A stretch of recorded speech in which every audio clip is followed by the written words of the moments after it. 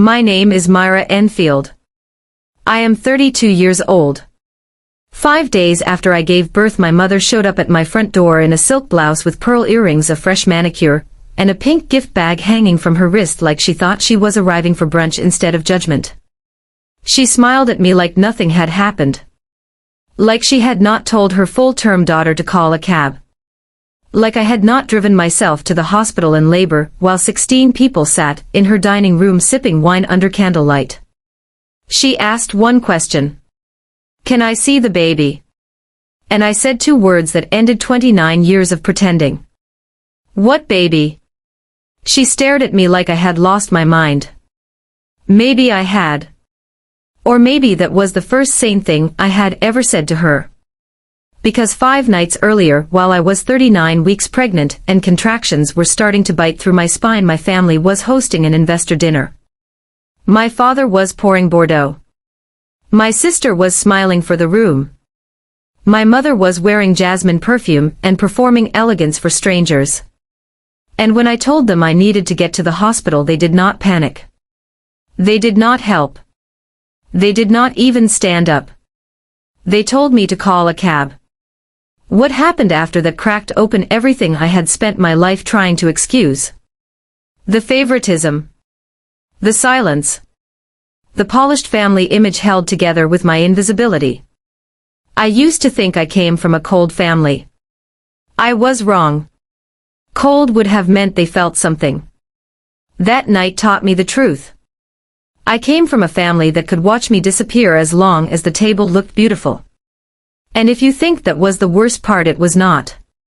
The worst part came later when I found out what they said about me after I left. But to understand why those 2 words at my front door mattered, you need to understand the kind of family I was born into. Because people do not become invisible in one night. It happens slowly. Quietly. So quietly that by the time you realize it, you have spent half your life apologizing for taking up space. I grew up in Westbrook, Connecticut in a 4-bedroom colonial with white shutters, an in-ground pool, and 2 Lexus sedans parked in the driveway like proof of virtue. From the street the Enfields looked solid. Respectable. The kind of family people assume is normal because the lawn is trimmed and nobody raises their voice in public. My father, Gerald Enfield, owned a mid-size construction supply company called Enfield and Associates. Not flashy. Not huge. Just successful enough to keep the house standing and the image polished. He had a decent reputation in town and a talent for sounding reasonable even when he was doing nothing at all. My mother, Judith Enfield, did not work in the formal sense, but she managed what she considered the most important department in the family, which was appearance. She chaired fundraisers, hosted benefit luncheons, sat on church committees, renewed the country club membership every January like it was a sacrament. She believed image was not something you maintained. She believed it was something you worshipped. Then there was my younger sister, Victoria. Victoria was 5 years younger than me and 10 times more visible. Blonde curls when she was little. Perfect smile when she got older. Easy laugh. Good posture. Good timing. She learned early that attention followed polish, and our mother made sure she always stayed polished. Victoria worked in communications at Dad's company, which sounded important until you saw what it actually meant. She dressed well. Smiled at clients. Posed at events. Sent follow-up emails with too many exclamation points. Judith called her essential. Dad nodded like that was true. And then there was me. Myra. Structural engineer. Scholarship kid. Weekend job kid. Practical shoes kid. I worked at a firm in Hartford and put myself through school without anyone clearing a path for me. Nobody handed me a title. Nobody taught me how to use charm as currency. I learned numbers. Load calculations. Site inspections. Stress tolerance. I learned how to build things that would not collapse under pressure. I just did not realize for a long time that I had been raised inside something collapsing already. The strange thing about the Enfield house was that nobody ever said out loud that I mattered less. If they had, maybe I could have fought it sooner. Maybe I could have pointed to it, and named it, and known I was not imagining things. But they were more careful than that. My mother would introduce Victoria first every single time. At dinners. At church functions. At business events. "This is my daughter Victoria." Then came the glowing description. "She runs communications. She is so gifted with people. She has such a natural touch." And only if someone asked who I was would Judith gesture toward me, and say something small and dismissive. "Oh, and this is Myra. She does engineering. She does engineering." Like I worked on a hobby table in a garage instead of helping design commercial structures. Like my life could be summarized in 3 words after Victoria got a full paragraph. I did not notice it for years because when something happens your whole childhood you stop calling it unusual. You call it family. You call it how things are. You call it normal because children would rather normalize pain than admit the people they depend on are choosing it. The first person who made me see it clearly was not even related to me by blood. It was Nathan's mother, Dolores Reeves. Dolores was a retired school nurse with silver hair, practical shoes, and a zero-tolerance policy for nonsense. She came to Thanksgiving once after Nathan, and I got serious. She sat through 3 solid hours of Judith narrating Victoria's life like it was a documentary worth funding. Victoria's new job title. Victoria's dress for a gala. Victoria's opinions on modern tableware. Victoria's future. Victoria's ring ideas. Victoria's little joke at brunch that apparently deserved a retelling. I do not think Judith asked me a single direct question all evening. On the drive home, Dolores turned in her seat and looked at me. "Honey, does your mother always introduce Victoria first?" I opened my mouth to answer and nothing came out. Because the truth was yes. Always. And that moment lodged somewhere deep in me because once someone else sees what has been happening to you it becomes harder to keep pretending it is not happening. But the memory that sits heaviest in my chest goes back further than that. I was 10 years old on my birthday when my father came home early from work. That alone felt like an event. He knocked on my bedroom door and sat on the edge of the bed holding a small velvet box in his hand. Inside was a silver bracelet. Thin chain. Small clasp. My name engraved on it. Myra. I ran my thumb over each letter like I was reading proof of my existence. "Happy birthday, kid," he said. "This one's just for you. Just for you." I had never heard words like that in our house before. Not directed at me. I wore that bracelet every single day for 22 years. I wore it through high school, through college, through job site inspections, and winter storms, and all the years I kept hoping some version of my father still saw me.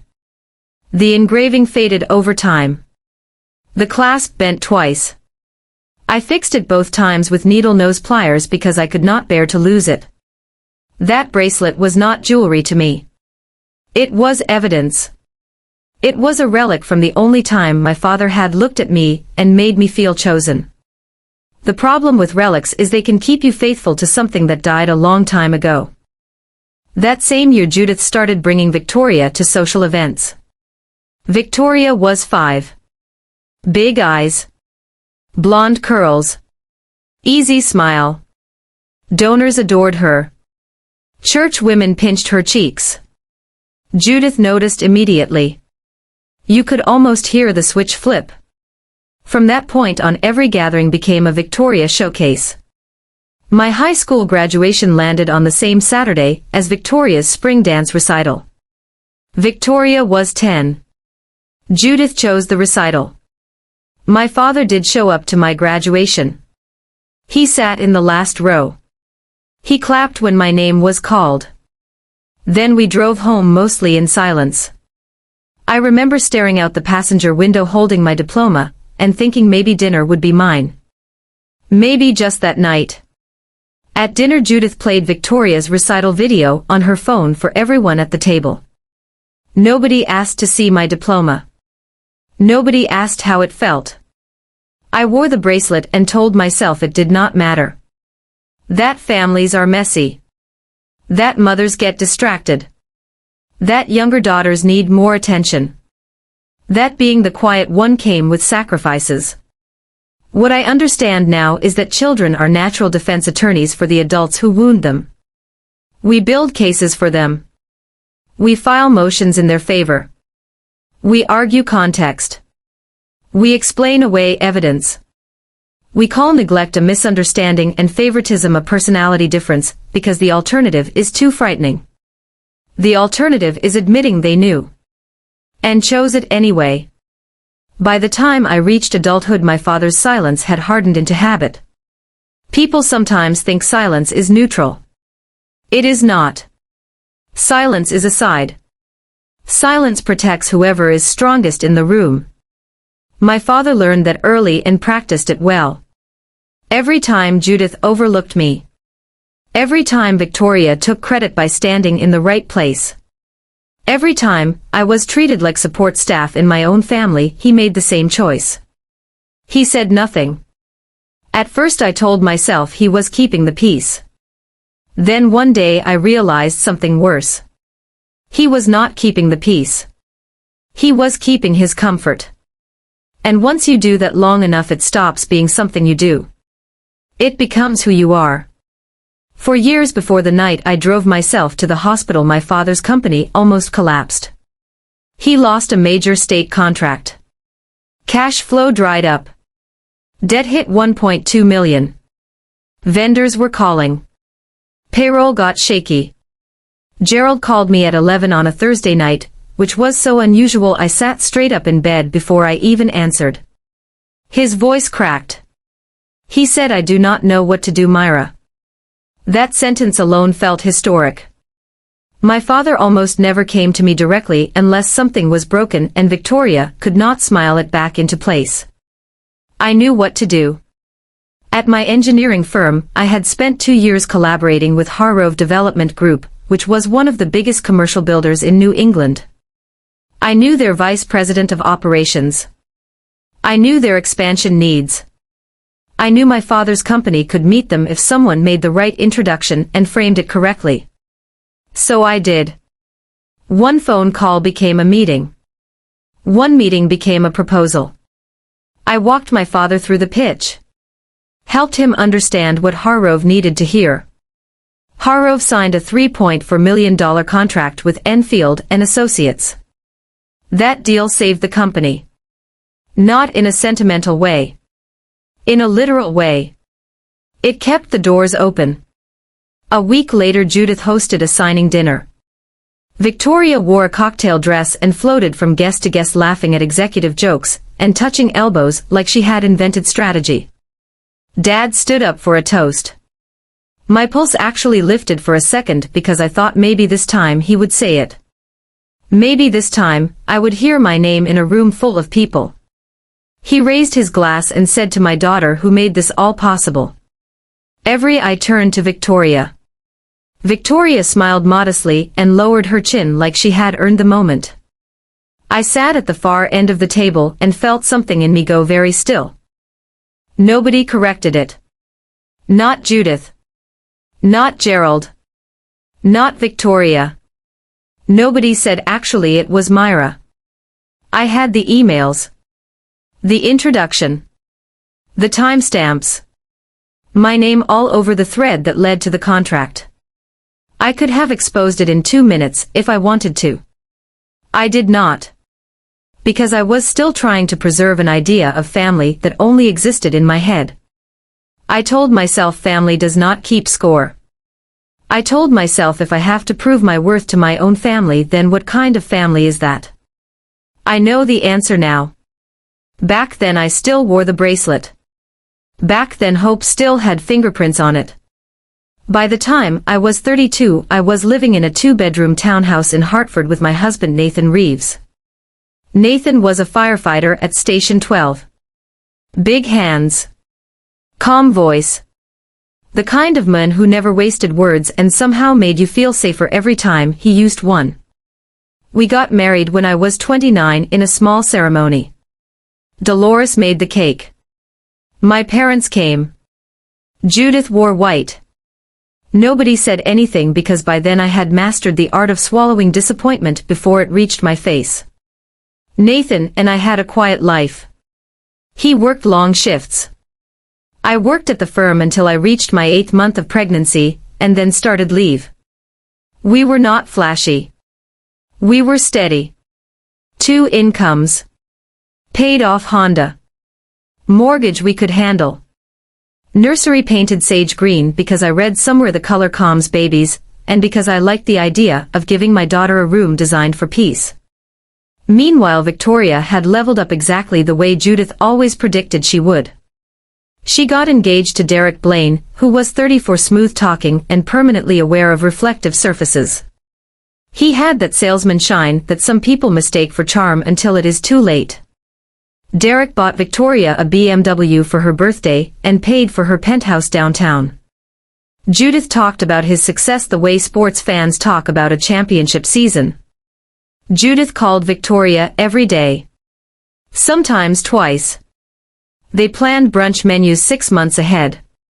Coordinated dresses for events that did not matter. Debated floral arrangements like foreign policy. Judith called me maybe twice a month. Those conversations rarely lasted more than 4 minutes, and almost always ended the same way. So anything new with you? Oh, before I forget, did I tell you Victoria's engagement ring is 2.5 carats? I stopped counting the ways my mother reminded me where I ranked. I had Nathan. I had work. I had a baby coming. I had Dolores, who called every Sunday just to ask what I had eaten that week, and whether I was resting enough. I had enough to survive.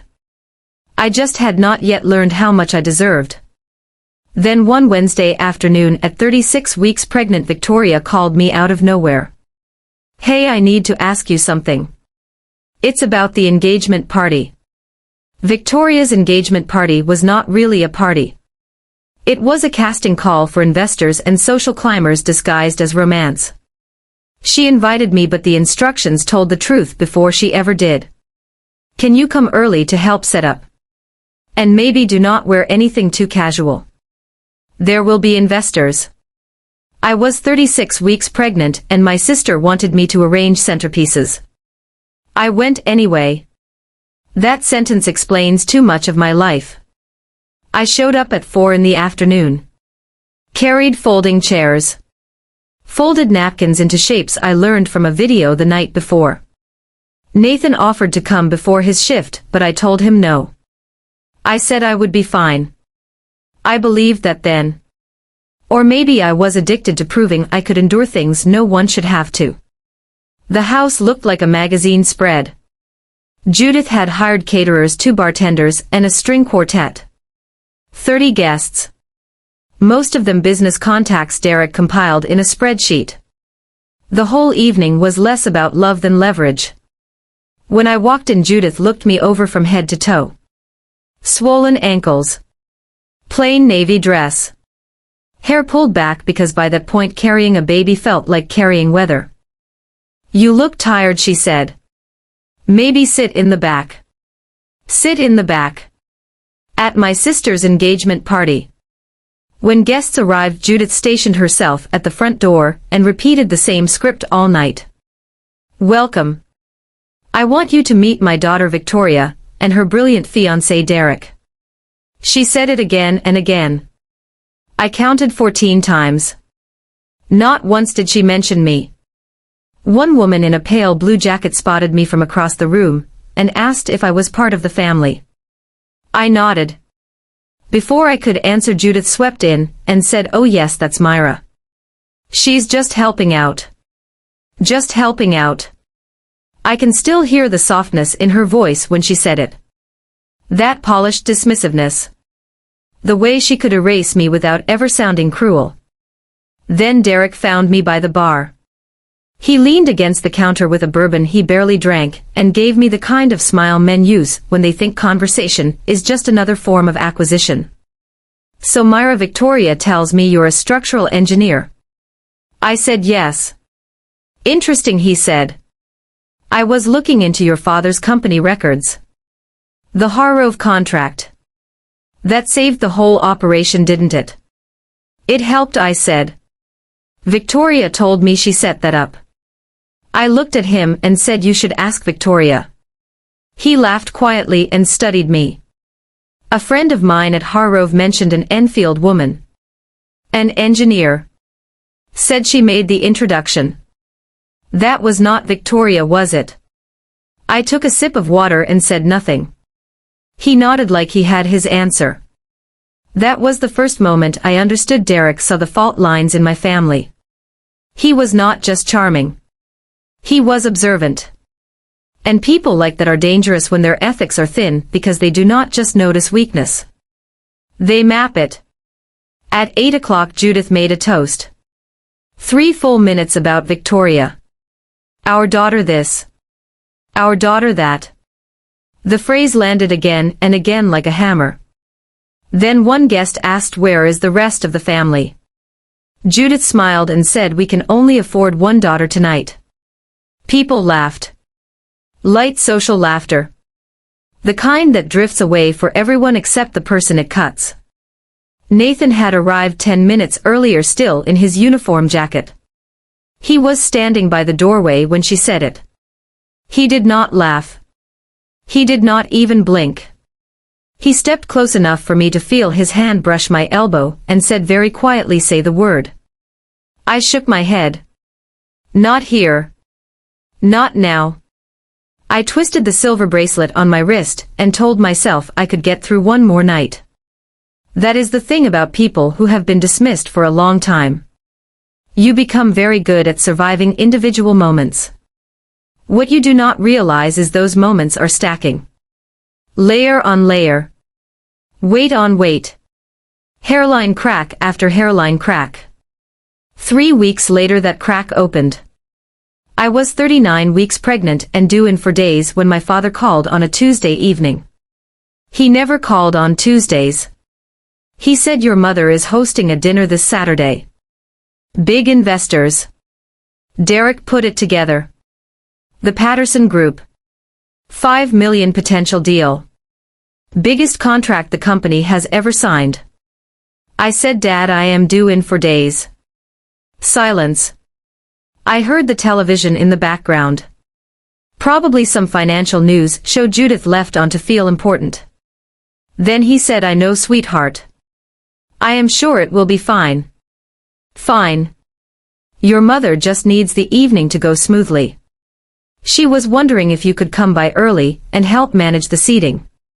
39 weeks pregnant and my father was asking me to organize place cards. I said I cannot promise I will be there. He said I understand. He did not understand. He understood Judith. That was different. After I hung up I called Nathan at the station. He answered on the second ring. What is wrong? Nothing yet, I said. But if something happens Saturday, I might be on my own. My parents are doing their investor dinner. He was quiet for one beat. Then he said, you will not be on your own. I will leave early if I have to. Later that night Nathan texted me that his chief had heard enough of the conversation to step in. Family first. Go whenever you need to. A man I had met twice made space for me faster than my own parents ever had. Saturday came like a slow-motion collision. Even now when I think about that day I remember details in pieces. The way some memories come back like sharp glass instead of a whole picture. The sky was colorless. October cold. The kind of air that feels thin. My lower back had been aching since morning, and I knew enough to keep an eye on it. Gerald had called again at 9:30 saying your mother really needs you. 3 words engineered to trigger obedience. So I went. When I pulled into the driveway the house looked transformed. Catering van in back. Candles visible through the front windows. Linen on every surface. 16 place settings in the dining room. Judith was already dressed in a navy sheath dress when I arrived. Jasmine perfume reached me before she did. "You're here. Good. Can you check the place cards in the dining room?" "No, hello.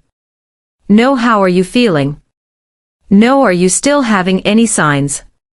"Just place cards." I went into the dining room and counted 16 names. Mine was not on the table. "Mom, there is no card for me." She barely glanced up from adjusting an earring. "We ran out of the ivory ones. Just pull up a chair near the kitchen. You will be more comfortable there anyway." "Near the kitchen? With the servers?" I should have turned around and left right then. Instead, I told myself it did not matter. I was too pregnant to care about stationery. That is how self-betrayal sounds when it wants to seem reasonable. As I set the cards, a contraction tightened low across my back. Mild but real. I steadied myself against the table and breathed through it. 6 seconds. Then it passed. I checked my phone. Nathan had texted, "If you need me, say the word. I can leave by 9:30. I stared at the screen and typed, "I am fine." That might be the saddest lie I have ever told. Guests started arriving at 7. Derek worked the room like a campaign manager. Gerald shook hands. Judith sparkled. Victoria glowed. The whole house smelled like roasted meat candles and my mother's perfume. Presentation. Success. Control. Then I saw her. The woman from the engagement party. Pale blue jacket. Pearl earrings. Poised. Margaret Patterson. She recognized me too. During the salad course, she leaned slightly toward me and said, "We met before. You are the engineer." I nodded. "I know Dan Whitfield at Harrove," she said. "He once mentioned an Enfield woman who made a deal happen." "Not Victoria. You." I picked up my water glass and said that was a different time. She studied me with a look I will never forget because it was not pity. It was recognition. Then she said quietly, "You do not look like someone who belongs in the background. You look like someone who was put there." I opened my mouth to answer and the second contraction hit. Harder. Longer. I gripped the edge of the table. My vision dimmed at the corners.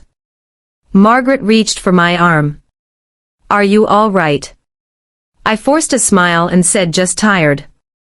She did not believe me. By then I was counting. First contraction 6 seconds.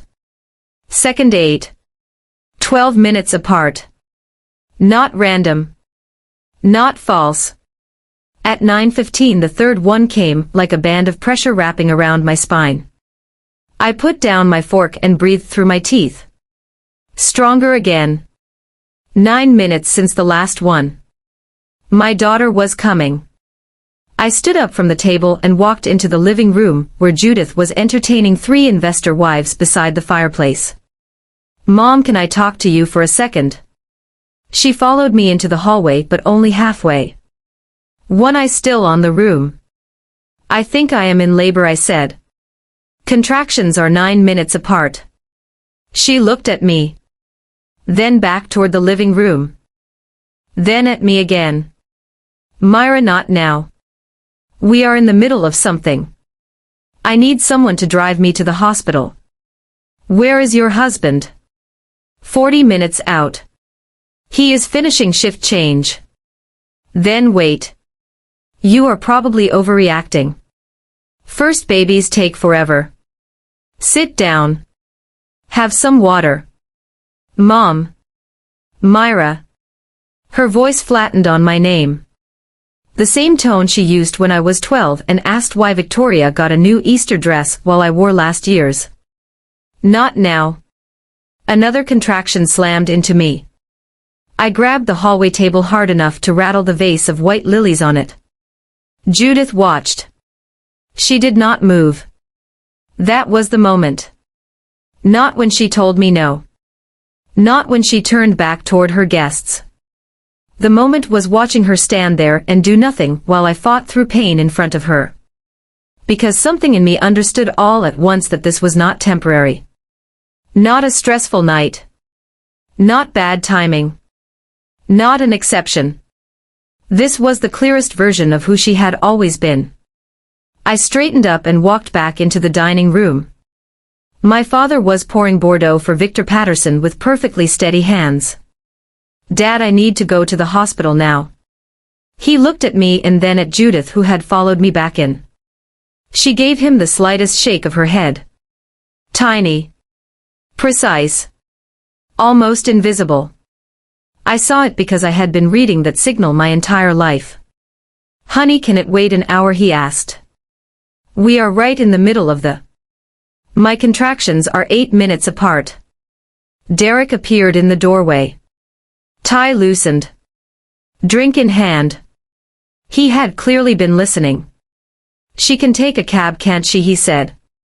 We are about to close. And then my mother said the words I will hear for the rest of my life. Call a cab, Myra. We are busy.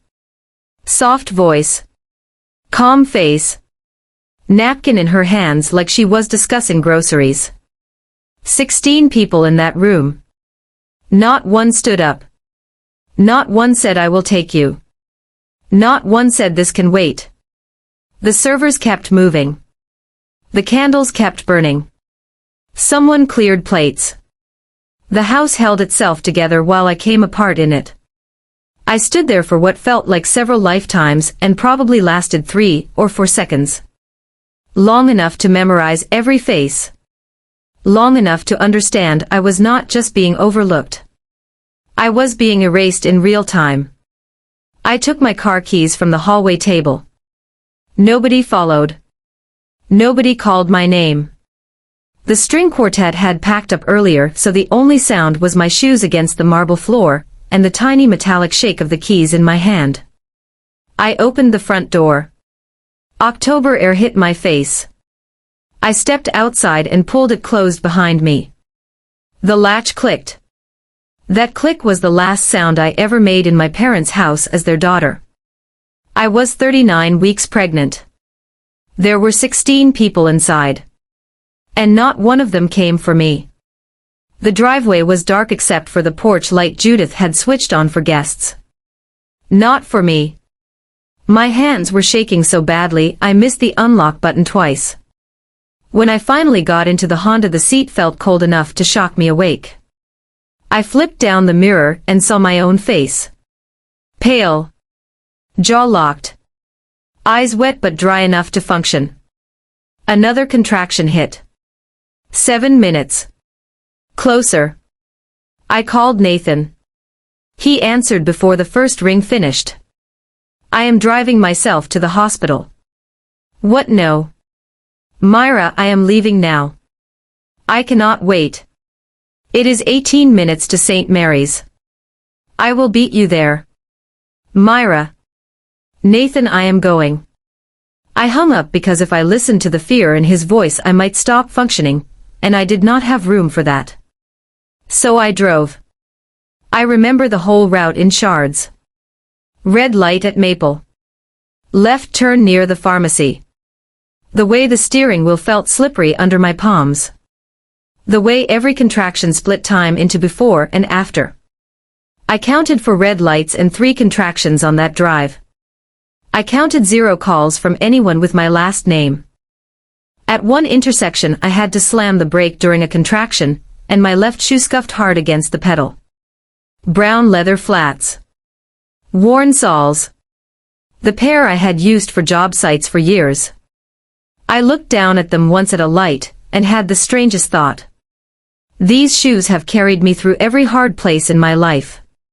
Tonight they are carrying me out of my family. When I pulled into the hospital parking lot I parked crooked, and did not care. A nurse with red hair met me at the entrance. Her name tag said Colleen. Where is your support person? She asked. He is coming, I said. Who dropped you off? I drove. She looked at me. One long level look that took in my belly, my sweat, my shaking hands, my face.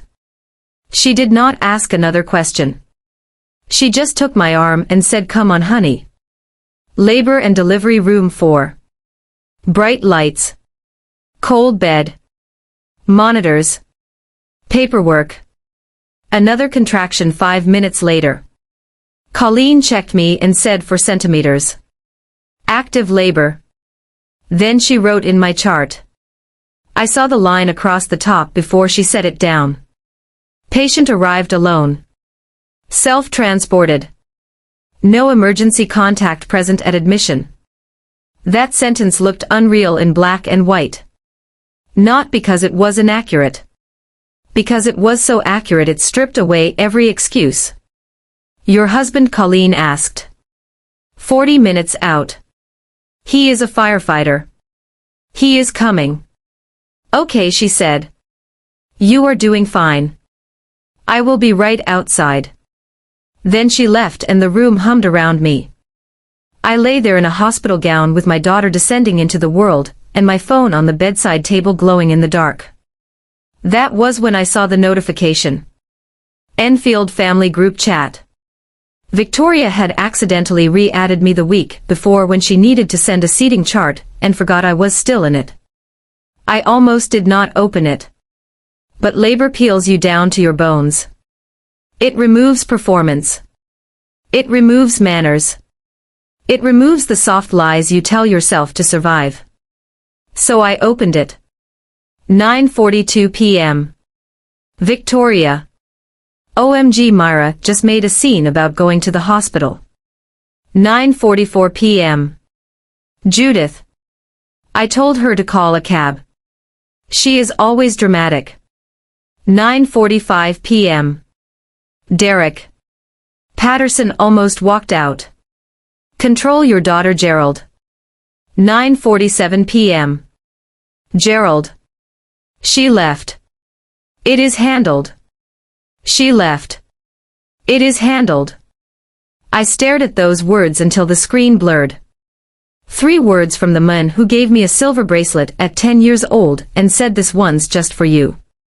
3 words from the same father, as if I were not his daughter in labor, but a disruption that had been removed. I looked at the bracelet on my wrist, and for the first time in 22 years it did not feel like evidence of love. It felt like evidence of how far love can rot when nobody protects it. Nathan burst into the room at 10:35, with his station shirt half untucked and panic in his eyes. He crossed the floor in 2 strides and grabbed my hand. I am here. 2 words. The right ones. That matters more than people realize. In moments of fear you do not need brilliance. You need presence. You need someone whose first instinct is to come toward you and not away. Eloise Reeves was born at 3:17 on Sunday morning. 7 pounds 2 ounces. 10 fingers. 10 toes. Full head of dark hair. Colleen laughed softly and said, "Well, she came ready." Nathan cried with both hands over his mouth. Real tears. Shaking shoulders. The kind of crying people do when love hits them too fast to control. I held my daughter against my chest, skin to skin, and felt her heartbeat flickering against mine. For a long time I said nothing. I just breathed.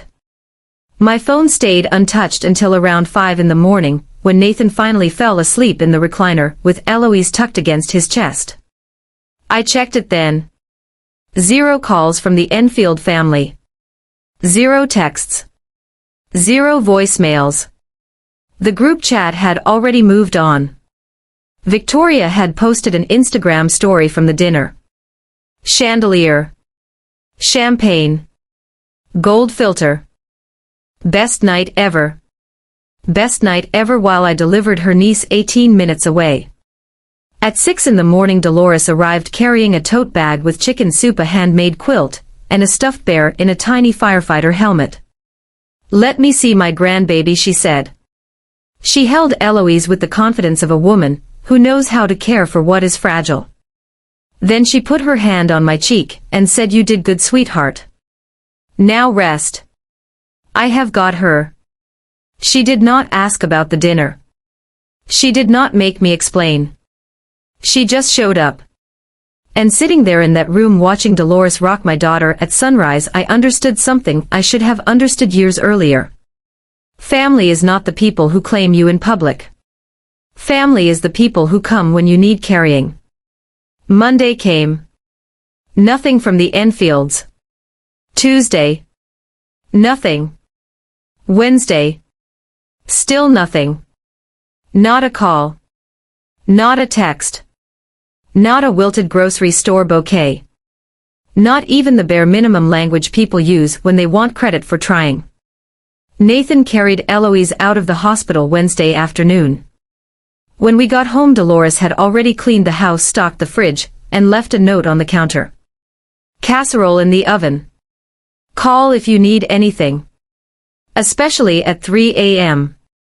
That first night home, I sat in the nursery at 2 in the morning feeding Eloise under the yellow glow of the night light. Nathan was asleep. The sage green walls looked softer in the dark. I looked down at the silver bracelet on my wrist and realized I was waiting again. Waiting for some message that would redeem everything. A congratulations. A we are sorry. A how are you feeling? A can we bring dinner? Something. Anything. I waited my whole life for scraps from people who kept calling them meals. That night I unclasped the bracelet and held it in my palm. 22 years of scratches. Dents. Tiny repairs. All the times I had touched the fading letters to remind myself my father once saw me. Then I stood up, walked to the bedroom closet, found an old shoe box, and placed the bracelet inside. I closed the lid and put it on the top shelf. Nathan stirred when I came back into the room. Have you heard from your parents? He asked. No. He got up and made me tea. He did not push. He did not try to explain them. He did not ask me to forgive anything. And sitting there with my daughter in my arms and the tea warming my hands, I made a decision that felt less like anger and more like oxygen. My child will not grow up waiting for people who never come. That Wednesday night Victoria posted anti-vibes coming soon, with a heart emoji. She still had not called. Thursday at 2 p.m. there was a knock at the door. I opened it and jasmine perfume hit me first. Then the Nordstrom bag. Then the smile. Judith Enfield stood on my porch in a cream blazer with gold earrings and perfect lipstick. She looked like she was arriving at a luncheon not 5 days late to a wound she helped create. Surprise, she said. I came to see the baby. She held up the bag with pink tissue paper spilling out of the top. Victoria told me you already delivered. Why didn't you call? I stood in the doorway and did not move. Why didn't I call? I repeated. I did call. Saturday night at 9:15. You told me to call a cab. Her smile flickered. It was tiny, but I saw it. The recalculation. The search for a new angle. Oh, that Myra, she said. We were in the middle of the Patterson dinner. You understand. I looked at her. Really looked. The jasmine. The blazer. The gift bag. The 5-day delay packaged as concern. Everything about her was presentation. Every detail chosen. Every expression managed. Then I said the words that had been forming in me since the hospital. What baby? Her face emptied. What do you mean, what baby? You did not have a granddaughter Saturday night.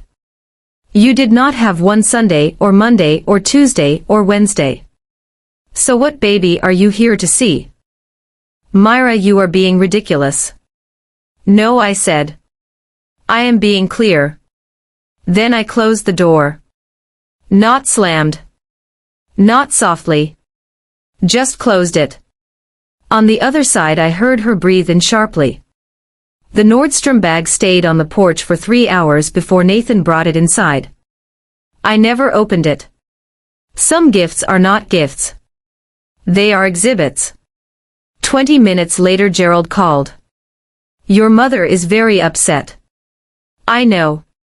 She just wanted to see the baby. She had the chance to see me Saturday night. She chose a dinner. Silence.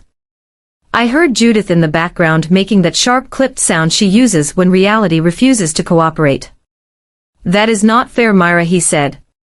What is not fair is driving yourself to the hospital at 39 weeks because your family told you to call a cab. That is not fair, Dad. He went quiet in that familiar way men do when they hear the truth, and hope if they say nothing long enough the conversation will die on its own. Then he tried one more time. Your mother wants to come back tomorrow. She can want whatever she wants. The answer is no. He hung up. He always hung up when honesty was about to cost him something. Victoria texted 20 minutes later. Mom is crying. Are you happy now? I stared at the screen and almost laughed because the playbook was so familiar. Judith hurts someone. That person reacts. Judith cries. Now the hurt person becomes the villain. That script had ruled my family for decades. Not anymore. Nathan took the phone from my hand and set it in the kitchen drawer. Enough for today, he said. Then he made grilled cheese and tomato soup, which was his emergency meal whenever the world felt heavier than language. We ate in silence. Good silence. The kind that feels like shelter. I thought that was the end of it. I was wrong. Because rejection does not stop people like Judith. It just makes them rebrand. Within a week she had called nearly every relative and several church contacts with a new story. Myra is struggling with postpartum depression. She will not let me see my own grandchild. I am so worried about her. It was almost elegant in its cruelty. She took my boundary and dressed it up as instability. By Monday the calls started. Aunt Linda said your mother is heartbroken. Uncle Robert said she just wants to hold the baby. Is that so terrible? 2 women from Judith's church sent flowers with a card that said praying for healing in your family. I did not explain myself. I did not rant. I answered every call with the same sentence. Ask her what happened at 9:15 on a Saturday night. That was all. No details. No performance. Just a timestamp. Ask her what happened at 9:15 on a Saturday night. Not one person called back to challenge me. That is the interesting thing about the truth. It does not always need a speech. Sometimes it just needs a door left slightly open so people can look inside and see the smell of smoke for themselves. My mother's sympathy campaign began collapsing one conversation at a time because I was no longer cooperating with the lie. For 29 years her system worked because I stayed quiet. I absorbed. I excused. I protected the family image even while it cut into me. Now I was doing something much worse from her perspective. I was telling the truth calmly. 2 weeks after I closed the door, Gerald showed up alone. No call. No warning. Just his Lincoln in my driveway at noon on a Tuesday, and a knock so soft I almost missed it. When I opened the door he looked 10 years older. Wrinkled shirt. Stubble. Bloodshot eyes. Gerald Enfield never had stubble. He believed in looking composed even when things were not. Can I come in? He asked. Just me. I let him in. I still do not know why. Maybe because desperation was the only thing that ever made him sound honest. He sat on the couch beside Eloise's bassinet and stared at her for a long time. She is beautiful, he said. I waited. Then finally he said, I should have driven you to the hospital that night. Yes, you should have. Your mother was under a lot of pressure with Patterson. Dad, stop. He closed his mouth. Opened it. Closed it again. I just want things to go back to normal. I looked at him and said, this is normal. Saturday night was normal for you. It is just not normal for me anymore. He reached into his coat pocket and pulled out the silver bracelet. For a second I could not breathe. I found this on the shelf in your closet, he said. When I came by to check the house. He had been in my house. He had gone into my closet. He had found the one thing I finally put away. He set it on the coffee table between us. The silver caught the light. I remember giving you this, he said. I remember too. He stood. Put on his coat. Said nothing else. No promise to change. No vow to confront Judith. No apology big enough to matter. He just left the bracelet there between us like every feeling he had ever had but never defended. After he was gone I stared at that bracelet for a long time. A few days later Nathan found my driving shoes in the hall closet. He was reorganizing and sat down on the bottom step holding them in both hands. Brown leather. Cracked soles. Hospital parking lot mud dried into the edges. Dark scuff on the left toe from when I slammed the brake during a contraction. He stared at them for so long I came out of the bedroom to ask what was wrong. You drove 18 minutes in labor in these, he said. It was not a question. Then he looked up at me and there was something different in his face. Not rage exactly. Decision. I am not letting this go, Myra. Nathan. I know you want quiet. I know you want distance and I respect that. But our daughter is not going to grow up wondering why your mother gets a free pass. That afternoon he called Dolores. I heard his side from the kitchen.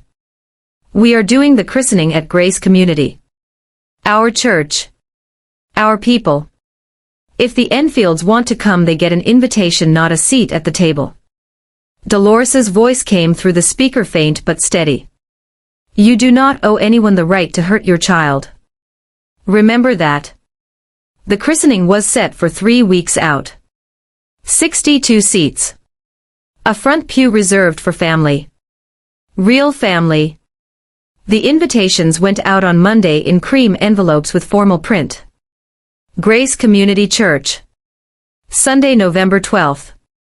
10 in the morning. The christening of Eloise Margaret Reeves. Nathan's family got one. Our friends got theirs. Colleagues from my firm. 3 firefighters from Station 12. Even Colleen, the nurse who held my arm when I walked into the hospital alone. The Enfields received exactly 1 envelope addressed to Gerald and Judith Enfield. No handwritten note. No warm regards. Just information. Judith called within an hour. Am I being treated like a stranger at my own granddaughter's christening? You are being treated like a guest. I deserve to be in the front row. I am her grandmother. You deserve a seat. That is what the invitation is. I could hear her doing the math in real time. Judith approached conflict the way some people approach budgets. What can be leveraged? What can be conceded? Where can image still be salvaged? Finally she said, fine. We will be there. I am bringing flowers and a photographer. Of course she was. Bring whatever you want, I said. The front pew is reserved. She hung up. I knew exactly what she planned to do. Arrive early. Carry roses like a processional offering. Bring a photographer. Position herself near the baby. Turn the ceremony into a Judith Enfield production and force the room to follow her script. Victoria confirmed she was coming. Derek was suddenly unavailable. 3rd event in a row he had skipped. I noticed that. Nathan noticed too. Neither of us said much about it then. 3 days before the christening an email changed everything. I was at the kitchen table with Eloise in the bouncer beside me chewing on a teething ring. My laptop was open to a project report I was reviewing from home when the message landed. Sender Margaret Patterson. Subject line, something you should know.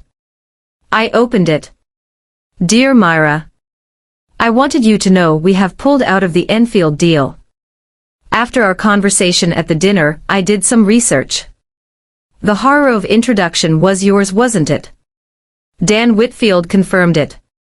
I do not do business with people who erase their own family. Below that message were 3 attachments. Public records. Derek Blaine had 2 prior fraud complaints in Rhode Island. His real estate license in that state had been suspended 18 months earlier. I read the email twice. Then a third time. I had not asked Margaret Patterson to investigate anything. I had not pitched myself. I had not campaigned against my family. I had answered one quiet question in a hallway and told the truth without dressing it up. That was all. Truth does not always explode when you speak it. Sometimes it smolders. Then it reaches the wiring. I forwarded the email to Gerald with no note. That evening at 9 my phone buzzed with a text from Victoria. What did you do? From inside the Enfield household, even through the silence of text, I could almost hear Judith unraveling. Gerald called at 7 the next morning. The Patterson deal is dead, he said. $5 million gone. Derek, there is something wrong with his license. Some complaint in Rhode Island. Did you know about this? I forwarded you the email. You could have warned us earlier. I let that sentence sit there for a full 3 seconds. Then I said you could have driven me to the hospital. Dead silence. Dad, Margaret Patterson pulled out because she learned the truth. Not because of me. Because of what you let happen. The horror of credit. The dinner. All of it. Your mother thinks you did this on purpose. My mother thinks everything I do is on purpose except being born. I heard movement on his end. A door. Fast footsteps. Then Judith's voice cut in sharp and close, like she had ripped the phone from his hand. You ruined this family. You always have been the ungrateful one. I asked her one question. What have you done for me, Mom? Name one thing. Silence. Then finally she said, I gave you a home. You gave me an address. Dolores gave me a home. That landed. I heard her inhale hard, like I had slapped her with language she was not prepared to defend against. You will regret this, Myra. Maybe, I said. But I will not regret driving myself to the hospital to have your granddaughter while you poured wine for strangers. That one is yours to carry. I hung up. My hands did not shake. Nathan looked at me from across the kitchen and nodded once. Okay, he said. The night before the christening the house felt too quiet to be ordinary. Eloise was asleep in the bassinet. Nathan was rinsing dishes at the sink. I stood in the doorway and watched the water run over his hands, and thought, this is what safety looks like. Simple. Repeated. Not flashy. Just someone who stays. Are you ready for tomorrow? He asked. I have been ready since she said we can only afford one daughter tonight. He turned off the faucet and came over to kiss my forehead. Whatever happens tomorrow, we go home after. That is the deal. I nodded. Then I went into the bedroom, took the shoebox down from the closet shelf, and lifted the bracelet from inside. Under the lamp the engraving was almost gone. Just the ghost of letters. I placed it in a small black jewelry box and added a card I had written that morning. Dad. I kept this for 22 years. I do not need it anymore. But you should remember who you were when you gave it to me. I closed the box and set it on the nightstand. Nathan saw it when he came into the room. She will make a scene, he said. I know. That is her language. My language is showing up, doing right, and leaving when it is done. At 9 Dolores called. Everything is set at the church, she said. Pastor Williams knows the situation. Front pew is for family. Real family. I slept in pieces that night. Not from fear. From anticipation. Because something in me knew the next morning would not just be a christening. It would be a line. Sunday morning light came through the stained glass at Grace Community Church in strips of gold and color. White clapboard. Small bell tower. Old wood pews. Fresh flowers Dolores had arranged before sunrise. I wore a white blouse. Hair pulled back. No jewelry. For the first time in 22 years my left wrist was bare. I noticed it every time I moved my hand. Like a missing weight. Like freedom. Eloise wore an ivory christening gown Dolores had sewn by hand with lace at the hem. Every baby in the Reeves family has worn something I made, Dolores told me. Eloise is no different. Front pew held Nathan and Dolores and Nathan's brother Kevin with his wife Stacy and Aunt Ruth. Third pew held Colleen in a green dress with a card in her purse. Further back were colleagues from my firm and 2 firefighters from Station 12. At 10:05 the main doors opened, and I did not have to turn around to know who it was. Heels on hardwood. Jasmine in the air. Judith entered carrying a bouquet of white roses, and wearing a pastel blue dress that probably cost more than the entire flower budget. Behind her came a photographer with a camera hanging from his neck. Behind him Victoria with swollen eyes and smeared mascara. Gerald entered last in a gray suit looking like a man walking toward a verdict. Judith moved straight for the front pew. Nathan stood. He did not raise his voice. He did not touch her. He simply blocked the aisle with the kind of calm that makes louder people powerless. Third row from the back, Mrs. Enfield. Those are your seats. Judith stopped cold. Excuse me. Third row from the back, he repeated. Victoria tugged at her arm. Mom, just sit down. For 1 second I thought she might refuse. Might force the whole thing to halt before it began. Instead she turned stiffly and sat in the third row from the back with the roses laid across her lap like a prop that had missed its entrance. The photographer hovered uselessly behind her. Pastor Williams began. We are gathered today to welcome Eloise Margaret Reeves into this community of faith and love. His voice was warm and slow. No rush. No spectacle. Just care. Who presents this child, he asked. Nathan said we do. Dolores stood and added her family does. No, Enfield stood. No, Enfield was invited to. The service moved forward with scripture and prayer, and one hymn I barely knew but hummed through anyway because my throat felt too tight for silence. Then Pastor Williams asked the question that changed the room. Who will guide this child in love and truth? Nathan stood. Dolores stood. Kevin and Stacy stood. Aunt Ruth stood. From the third row my mother watched for people who owed her nothing rise for the granddaughter she believed she could still claim by title alone. She could not take it. Her chair scraped loudly against the floor. The church went quiet. I am her grandmother, she said.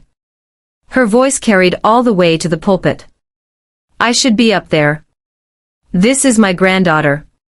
The organist's hands stopped over the keys. 62 heads turned. I turned too. I looked directly at my mother holding Eloise in my arms, and for the first time in my entire life I did not feel smaller under her gaze. I felt done. I said 2 words. Sit down. Not mom. Not please. Just sit down. Her mouth opened. Nathan's voice came low and steady beside me. Ma'am, please sit down. She did. Hands shaking. Roses crushed against her chest. Photographer frozen in place with nothing to shoot. The rest of the ceremony passed like deep water. Slow. Quiet. Final. By the time we moved into the fellowship hall for cake and coffee, I could feel the whole room holding its breath around us. People hugged me. Someone told Nathan the baby had his chin. Station 12 had brought a banner that said Welcome Eloise. Dolores cut lemon pound cake. Colleen smiled every time she looked at me like she knew this day was about much more than baptism. Then Jasmine hit me again. Judith stood 3 feet away. Mascara streaked. Hair still immaculate. Nothing ever disturbed Judith's hair. How could you humiliate me like that in front of strangers, she asked. I set down the coffee pot. Strangers, I said. These people were in the delivery room. These people brought soup at sunrise. These people answered their phones at 9:15 on a Saturday night. I am your mother. That means something. It should have. Gerald stepped beside her looking gray and exhausted. Your mother made a mistake, he said. A mistake is forgetting a birthday. Choosing a dinner over your daughter's labor is a decision. Victoria came forward, too, voice already cracking. You are tearing this family apart. This family was apart. I just stopped pretending it wasn't.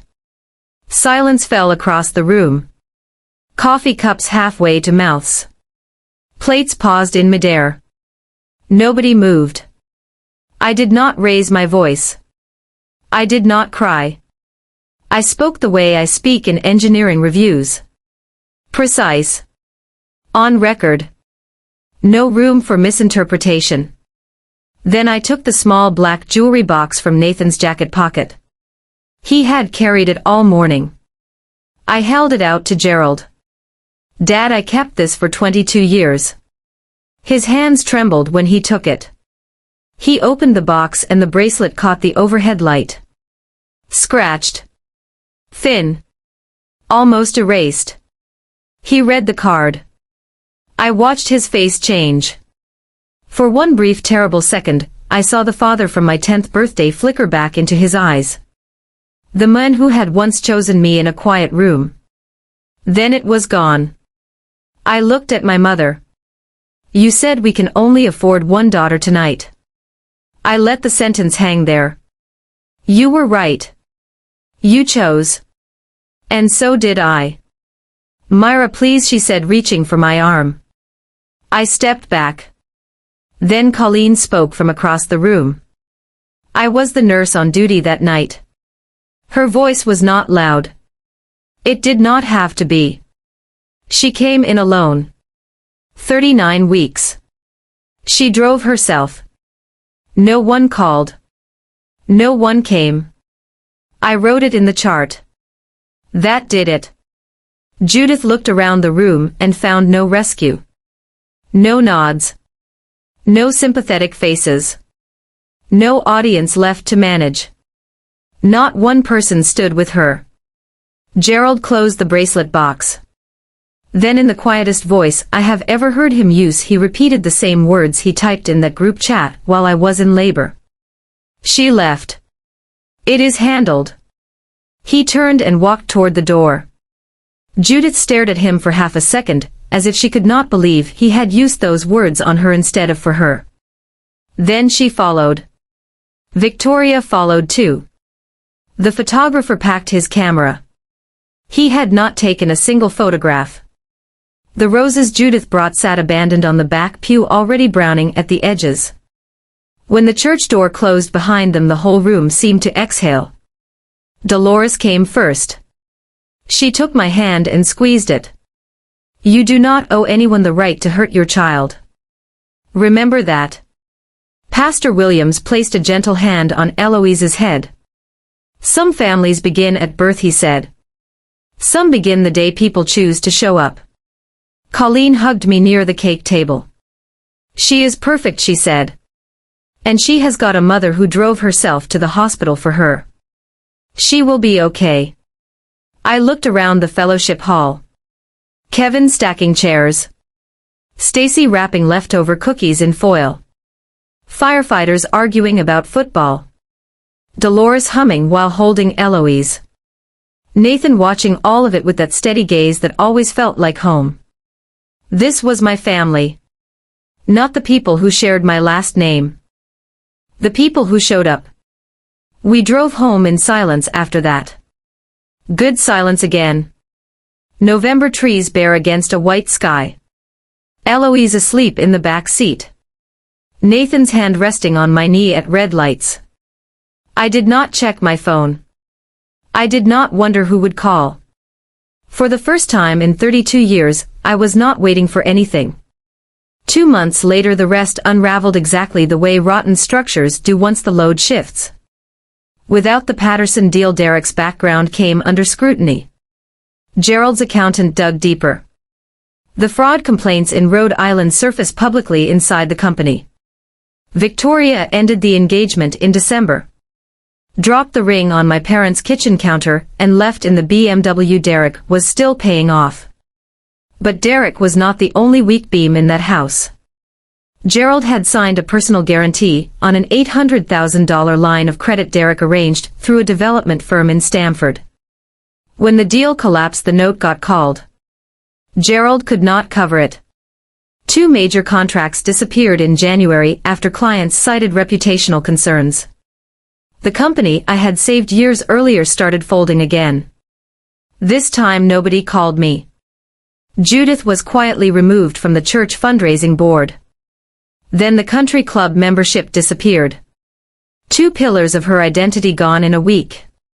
Victoria called me in February for the first time since the christening. Derek is gone, she said. Mom and Dad might lose the house. Can you help? I stood at the front window with Eloise in my arms and looked out at my own driveway. My own home. My own life. My daughter warm against my chest. I said, I am sorry about Derek. But I cannot fix what I did not break. Gerald filed Chapter 11 in March. The Colonial in Westbrook went on the market. I saw the listing online. 4 bedrooms. In-ground pool. 2-car garage. Updated kitchen. I recognized the dining room, where I stood in labor while my family stayed seated. I recognized the marble entryway where my shoes echoed as I walked out alone. I did not feel revenge. I did not feel triumph. I felt tired. And then something quieter than relief. Release. A week after the christening, Nathan bought me a new pair of brown leather shoes. Better soles. Stronger stitching. He did not make a speech. He just set the box by the door. I wear them everywhere now. To the park with Eloise. To the grocery store. Back to work. Across every piece of ground I once thought I had to earn the right to stand on. I used to think family meant staying no matter what. Staying through humiliation. Staying through silence. Staying through the moments that teach you exactly how little you are worth to the people who should protect you. I do not believe that anymore. Family is not who shares your blood. Family is who answers when you call. Family is who gets in the car. Family is who sits beside the hospital bed. Family is who tells the truth when a room full of people would rather look away. And if someone can watch you suffer and still ask to be honored for the title they hold in your life, then they do not want relationship. They want access. There is a difference. My daughter will know that difference. She will never stand in a hallway in pain wondering whether love is coming for her. She will never be taught to confuse crumbs with care. She will never wear proof of almost love on her wrist and call it enough. Because the hardest thing I have ever done was not driving myself to the hospital in labor. It was admitting that nobody from the family I came from was coming to save me. And the most healing thing I have ever done was building a new definition of family in the ashes of that truth. If you have ever been the one nobody came for. If you have ever been told to wait while other people were prioritized over your pain. If you have ever had to close the door on someone who trained you to keep it open. Then I need you to hear me. You are not cruel for choosing peace. You are not selfish for setting a boundary. You are not wrong for remembering exactly what happened at 9:15 on a Saturday night. Sometimes the most loving thing you can do is stop begging people to be who they had every chance to be. Sometimes the bravest thing you can say is no more. And sometimes 2 words can give you your life back. What, baby? If this story stayed with you, then stay here with me. Like this video so more people who need this story can find it. Comment with the moment that hit you hardest or the boundary you are learning to protect. And subscribe if you want more stories that remind you silence is not peace and showing up is everything. Because some stories are not just meant to be heard. They are meant to help someone finally stop waiting.